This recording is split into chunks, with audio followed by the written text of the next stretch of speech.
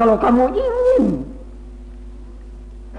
nur Rabbaniyah menyala di dadamu, cahaya Tuhan itu menyala di dadamu, rattilil Qur'ana tartila.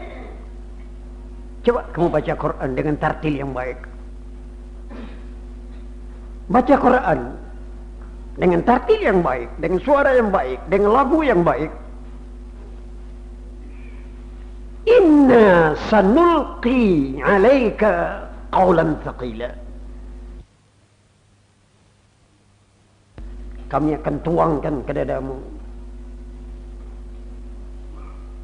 kurnia yang maha berat. Iman yang teguh, hati yang tamakninah, ketenangan hidup. Itu hanya datang karena barakahnya tilawatil Quran. Tilawatil Quran. Tilawatil Quran. Saya sebenarnya dari awal tadi agak merasa tersinggung gitu. Ini saudara yang memimpin pengajian ini kok lupa membaca Quran. Tapi saya pikir-pikir, wah ini barangkali ada kesengajaan. Bukan kelupaan tadi, ada unsur sengaja. Oleh karena kebetulan saya termasuk kiai yang agak sedikit kepala batu. Kalau saya mengaji, diawali dengan pembacaan Quran, lalu yang baca Quran lebih kecil dari saya bilang, bawa pulang saja anak ini. Masa saya udah ubanan lah. Itu yang baca Quran di muka saya cucu saya. Katanya baca Quran itu untuk tabarruk, untuk barakahnya, supaya diturunkan Tuhan barakahnya. Harusnya lebih tua dari saya yang baca Quran itu, karena nanti yang akan ngaji di belakang umurnya sudah 78 tahun. Harusnya yang baca Quran itu sekurang-kurangnya 80 tahun. Ubannya lebih putih dari saya. Barangkali ini ketua tadi berasa beberapa tahun yang lalu, berapa kali saya menyindir. Kalau yang kamu baca Quran cuma anak-anak ini suruh pulang saja, biar saya borong saja baca Quran. Tapi mudah-mudahan pengajian yang akan datang, masa masjid bagus, tehernya bagus, lotengnya bagus, lampunya bagus, kursinya bagus, itu Qurannya tidak beres. Masa di masjid yang seindah ini pakai kursi mengaji, itu Quran malu mengetengahkan. Boleh Pak Lurah, Tebat dan RT RW memilih di Tebet pembaca Quran yang jangan juara musabakah. Musabakah itu mainan anak-anak itu. Carikan orang tua yang ahli membaca Quran, yang sudah ubanan, yang biasa zikrillah malam hari. Yang model itu baca Qurannya yang berat. Kebetulan siang tadi di Masjid A'raf, hal ini juga menjadi kenyataan. Sudah beberapa bulan Masjid A'raf, Mas Agung membuat suatu cara baru sebelum khutbah Jumat. Dicari pembaca Quran, akan ganti memutar kaset. Sudah 3 kali. Ya Allah, nggak ketemu yang diniatkan. Malah kaset juga siang tadi di masjid itu masih diputarkan sebelum khutbah. Tapi akhirnya saudara Aminullah membaca Al-Quran kira-kira 3-4 ayat. Saya mengatakan kepada Mas Agung dan kepada pengurus masjid, ini Aminullah, lidahnya lidah Al-Quran, suaranya suara Al-Quran. Dicari pembaca Quran yang mengimbangi suaranya, aminullah. Nggak ada. Akhirnya dia sendiri yang disuruh membaca Quran tadi. Saya berasa Masjid A'raf menenggang perasaan saya. Oleh karena saya terus terang mengatakan jijik mendengarkan bacaan-bacaan Quran yang disamakan dengan lagu keroncong, yang disamakan dengan nyanyian-nyanyian lain. Anak-anak yang membaca Quran itu hanya memperlihatkan suaranya, tidak menghormati ayat Allah. Rattilil Qur'ana tartila. Bacalah Quran dengan tartil. Jadi namakan tartil ini bukan saja makhraj hurufnya. Makna demi makna Al-Quran itu terbayang hendaknya di suara ketika membaca. Tapi kalau si pembaca Quran tidak tahu maknanya Al-Quran, lalu dia menyanyikan Al-Quran, ya Allah, persis bangkai yang tidak bernyawa. Memperlukan bacaan itu kepada pengertian makna, pengertian maksud Al-Quran. Ibu-ibu, saudara-saudara, saya ketengahkan tadi zikir baqiyatus salihat. Subhanallah, alhamdulillah, la ilaha illallah, Allahu akbar. Subhanallah, alhamdulillah, la ilaha illallah, Allahu akbar. Pada hakikatnya seluruh ahli sufi, seluruh ahli tarikat, seluruh ahli ibadat meletakkan zikir baqiyatus salihat ini di dalam penghidupan mereka mencari ridha Allah. Jadi bagi kita, kalau sekiranya sujud ke Tuhan hendak dicocokkan dengan surat Idza Jaa, barangkali dapat pengajian di sini ditambah sedikit. Kitab-kitab kuning, Fathul Qarib, Matan Takrib, Muhadzab, I'anatut Talibin,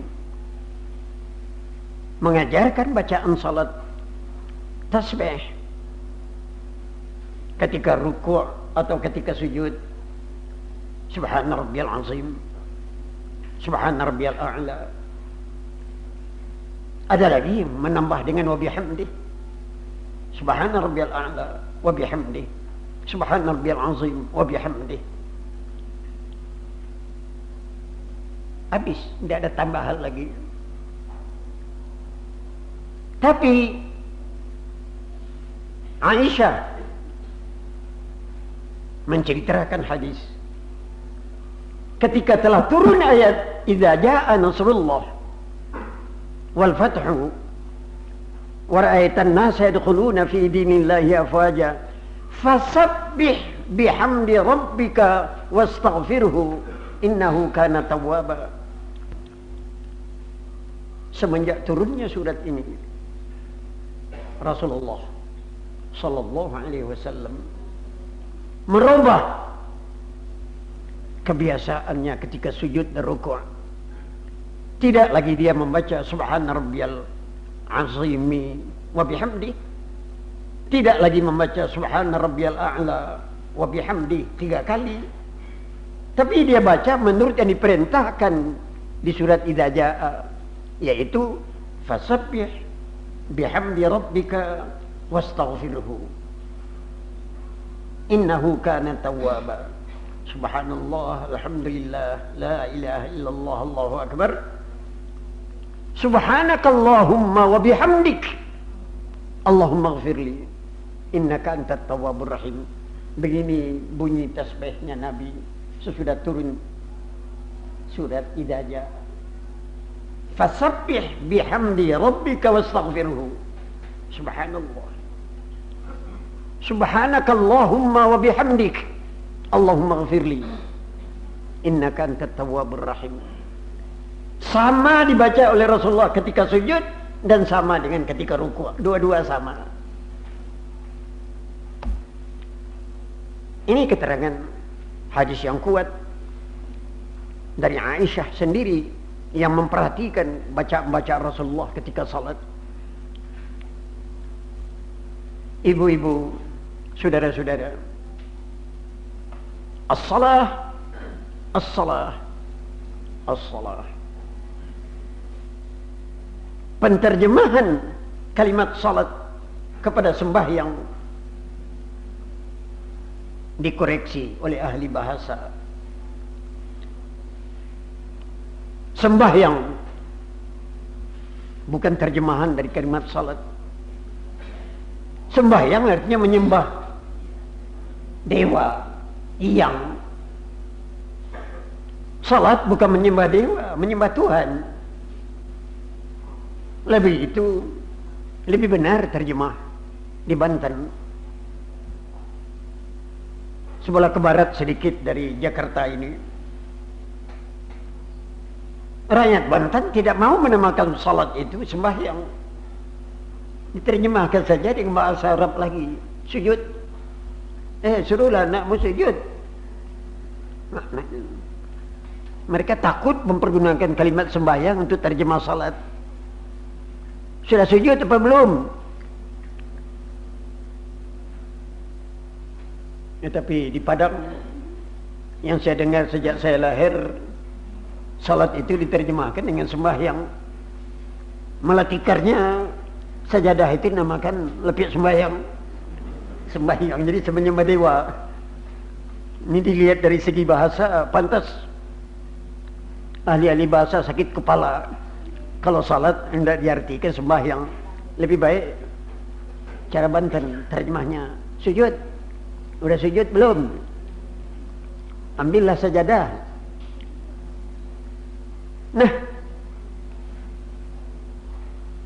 saudara-saudari yang terhormat, saya berasa puas dengan pengajian ini. Saya bisa mengetengahkan dua masalah. Satu, baqiyatus salihat, zikir baqiyatus salihat. Subhanallah, alhamdulillah, la ilaha illallah, Allahu akbar. Subhanallah, alhamdulillah, la ilaha illallah, Allahu akbar. Oleh karena saya kerap kali dalam tahun-tahun terakhir ini bolak-balik antara Pekalongan dengan Jakarta,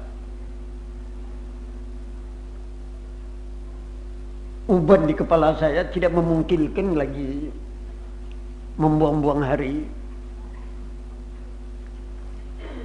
Hari saya diisi dengan zikir. Dan pengajian ini bagi saya zikir. Saya naik kereta api dari Pekalongan sampai ke Jakarta. Saya pura-pura tidur. Kalau ada teman dari Pekalongan yang mau ngomong, saya minta maaf, ngantuk. Di tangan saya ada alat. Saya baca zikir Baqiyatus Shalihat dari Pekalongan sampai ke Jakarta. Sampai di rumah di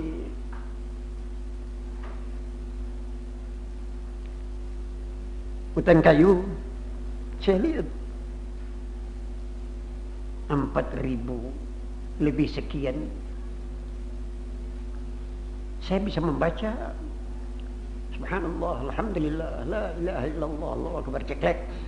Subhanallah, alhamdulillah, la ilaha illallah, Allahu akbar, ceklek. Hitungan angka 4.000 sampai Jakarta. Ini balik dari Jakarta ke Pekalongan juga kena 4.000. Coba 4.000.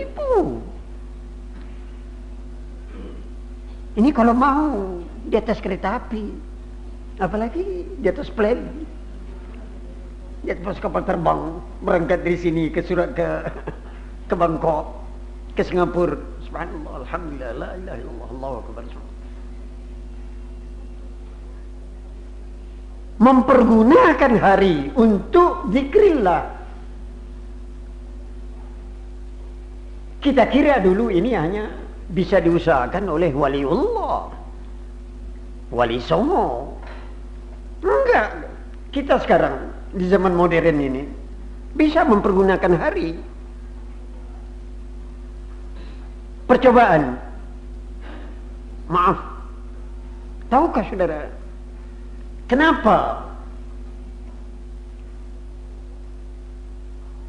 untuk menghadapi manusia yang sedang sakarat kita membacakan surat Yasin? Apakah faedahnya Yasin untuk orang yang akan mati? Kenapa tidak dibaca surat Al-Mulk saja? Tidak.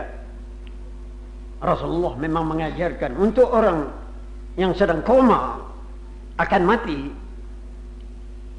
bacalah di dekatnya surat Yasin. Karena Yasin mempunyai kekuatan membeningkan suasana, mengusir roh-roh jelek dari kamar, dari rumah, menenangkan mahaula, lingkungan rumah dari gangguan makhluk-makhluk jelek. Artinya membantu membersihkan suasana untuk orang yang akan keluar dari badannya. Tapi kalau dia sudah mati, jangan diteruskan lagi membaca surat Yasin. Ganti dengan surat lain. Karena Yasin ini hanya khas untuk melepas orang akan mati. Sekarang pertanyaan, kalau saya ingin mengirimkan apa-apa kepada roh ibu saya atau bapak saya yang sudah mati, apa yang harus saya baca? Apakah saya mesti membaca surat Yasin? Tidak, keliru. Kalau bapakmu akan mati, bacakanlah surat Yasin di dekat kepalanya. Tapi kalau dia sudah mati dan sudah dikubur, berubah. Yang akan dibacakan kiriman untuk orang mati. Siapa juga orangnya? Surat Ikhlas.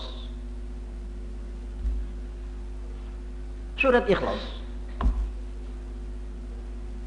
Qul huwallahu ahad, Allahus samad, lam yalid wa lam yulad wa lam yakul lahu kufuwan ahad. Surat Ikhlas. Rasulullah mengatakan surat Ikhlas thuluthul Quran. Nilainya surat Ikhlas itu sepertiga Quran. Maknanya kalau kamu baca surat Ikhlas 3 kali sama dengan kamu khatamkan Quran 30 juz. Jadi kalau akan mengirim bacaan kepada bapakmu, kepada ibumu atau kepada anakmu yang sudah mati, jangan surat Yasin kamu bacakan. Bacakanlah surat Ikhlas. Beberapa ahli ibadah mengadakan tajribah dengan surat Ikhlas sehingga ditemukan pendapat yang memberikan nama kepada surat Ikhlas sebagai bacaan dengan kalimat itik, pembebasan. Pembebasan, itik kubra, itik sughra, dan itik wusta. Itik kubra, pembebasan besar. Itik wusta, tengah-tengah. Itik sughra, yang kecil. Kalau kamu tahu bahwa ibumu banyak dosa kecil, kirimkanlah kepadanya itik sughra. Jumlahnya itik sughra 1000 kulhu. 1000 kulhu. Itik wusta 2000 kulhu. Itik kubra 3000 kulhu. Jadi kalau kamu mau mengirim barakahnya Al-Quran kepada bapakmu, kamu baca saja kulhu 3 kali. Itu namanya kamu terlalu bakhil nolong bapakmu. Jangan 3000. Mananya di sini kubranya ini tolongan besar-besaran betul. Bukan mengatakan bahwa bapak kita berdosa besar, bukan. Kamu boleh tunggu alamat. Makna tunggu alamat. Kalau kamu sudah kirim untuk ibumu, coba tunggu dalam mimpi. Tahu-tahu sesudah kamu kirim dengan persis 3000 untuk ibumu, kamu mimpi ketemu dengan ibumu. Nah, mimpinya itu tidak pakai dialog, hanya melihat mukanya ibu dari jauh, kok dia ketawa. Dan nampaknya muka ibu tambah manis. Ini tandanya kirimanmu sudah sampai. Dia sudah senang menerima kirimanmu.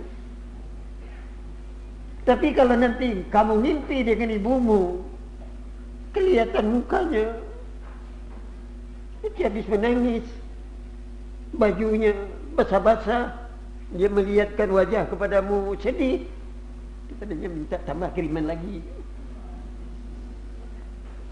Dan belum cukup itu kiriman yang kamu sampaikan, kesedikitan.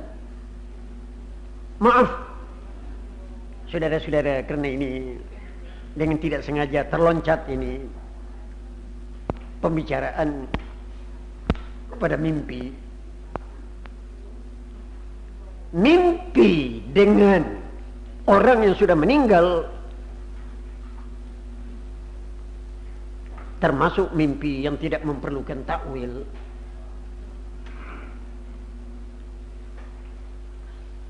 Mimpi dengan orang yang sudah mati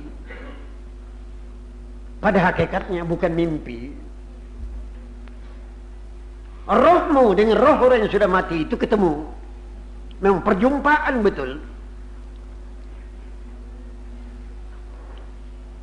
Bagaimana caranya berjumpa, Allah lah yang tahu. Tapi sedikit sekali bisa terjadi dialog soal jawab. Pada umumnya hanya melihat menyenangkan atau tidak menyenangkan. Kalau kamu mimpi dengan orang yang sudah mati dan kelihatan mukanya menyedihkan sekali, atau pakaiannya atau kopiahnya,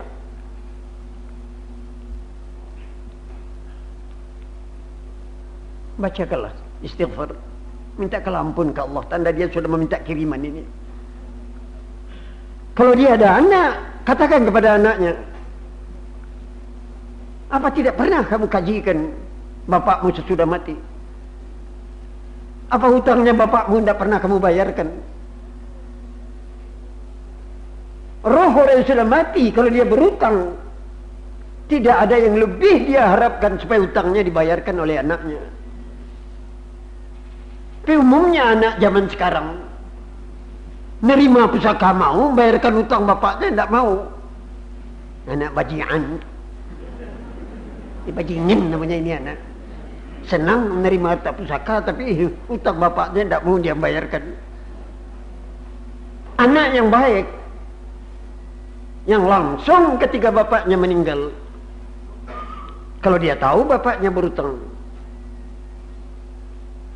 dia umumkan, ini anaknya sekarang yang akan memikul hutang itu, saya akan bayar hutang bapak saya. Tapi sekarang saya belum ada uang, jangan bapak saya ditagih lagi. Ini anaknya yang akan bayar. Nah, ini anak ini yang mau mengambil over utang bapaknya. Yang saya tidak ngerti, utang negara ini siapa yang mau mengambil over ini? So bagaimana juga utang mesti dibayar, tidak bisa dinekatkan. Tapi umumnya orang Indonesia panen mau, tapi bayarkan untuk negara, pajak saja dia korupsi. Lebih baiklah, ini bukan rapat politik, ini pengajian. Saya hanya menjelaskan di sini, Rasulullah Sallallahu Alaihi Wasallam tidak mau mensalatkan sahabatnya kalau keadaan berutang. Kalau Rasulullah diberitahu oleh sahabatnya, si Anu meninggal, jenazahnya sudah dimandikan, tolong Rasulullah naik di rumahnya mensalatkan. Rasulullah datang dan dia tanya, ada berutang enggak? Oh berutang. Bayar dulu utangnya, baru mau saya salatkan. Kalau utangnya tidak dibayar, siapa yang mengambil tanggung jawab utangnya? Malah Rasulullah mengatakan, kalau anaknya tidak bisa membayar, kita rame-rame urunan Rp5 satu orang. Jangan kita yang hadir ini saja bisa mengumpulkan uang 500, utangnya cuma Rp500, kita bayarkan, baru disalatkan. Maknanya Rasulullah tidak mau mensalatkan orang yang dalam keadaan berutang. Enggak mau. Ini kabar serem untuk pedagang. Ya? Kabar yang mendirikan bulu roma ini untuk pedagang, terutama pedagang Indonesia zaman kini. Berani berutang, tidak berani membayar. Ya? Apalagi pedagang-pedagang dari Banjar, pedagang dari Padang. Tahu istilah pedagang Padang? Kalau mau utang ke membayar juga katanya pabilo cadiak dipakai.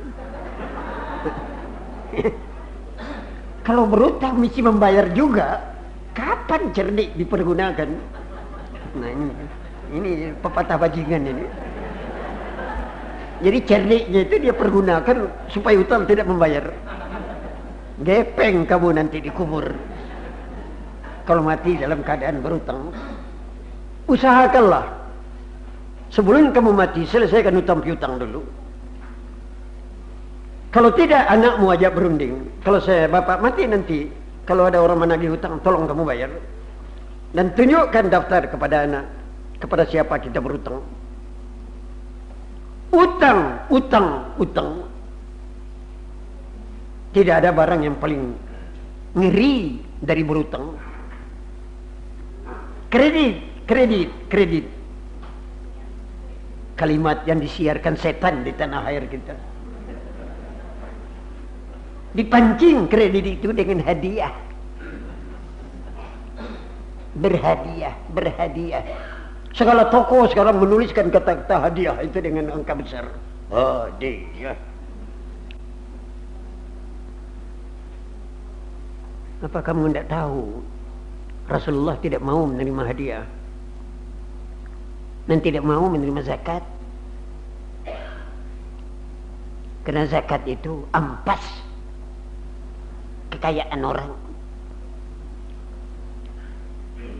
Hadiah. Nabi Allah Sulaiman, guru yang paling baik untuk ini, ketika dia mengetahui Balqis, raja wanita yang hablut, darahnya campuran 50% manusia, 50% jin.